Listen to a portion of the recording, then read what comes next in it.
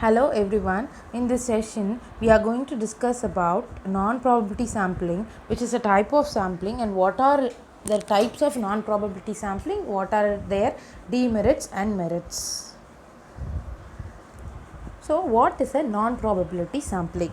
So, non-probability sampling, it is a method of sampling where all the members of the population will not have an equal chance of getting selected. So, we will see what are the types of non-probability sampling. The first type is convenience sampling. This method involves selecting samples from whatever we are conveniently available.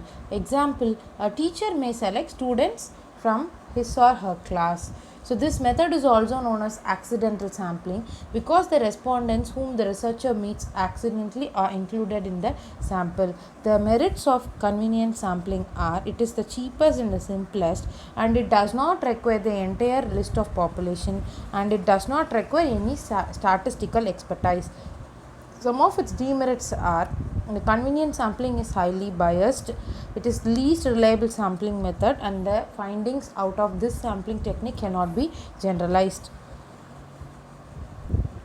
The next type of non-probability sampling is purposive sampling. So, this method means deliberate selection of sample units that conform to some predetermined criteria. This is also known as judgmental sampling.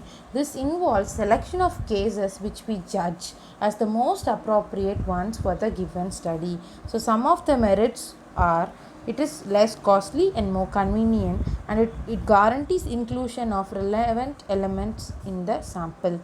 Some of its demerits are it doesn't ensure representativeness, this is less efficient for generalizing, and it requires more prior extensive information.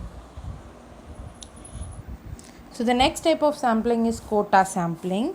So, this sampling is similar to stratified sampling where the given entire population will be splitted into comfortable groups with their gender, age and social class, etc. But the selection will be done in the non-probability setup, that is not every of the member of the population will have equal chance to be getting selected. Some of the merits of quota sampling are it is less costly than probability sampling, it takes less time, and there is no need for the list of entire population, and fieldwork can be organized easily. Some of its demerits are it may not yield a precise representative sample. Interviewers may tend to choose the most accessible person. Strict control of fieldwork is difficult. So, the next type of sampling is snowball sampling. In this method, where the research participants recruit other participants for a test or case study, it is used where potential participants are hard to find. It is called snowball the name has been given as snowball sampling. The reason is because if you have a snowball in your hand, if you throw it into the surface, it hits the surface and it gets divided into more and more number of snowballs. So, the same way when we are going to proceed with the research, we will find out a participant.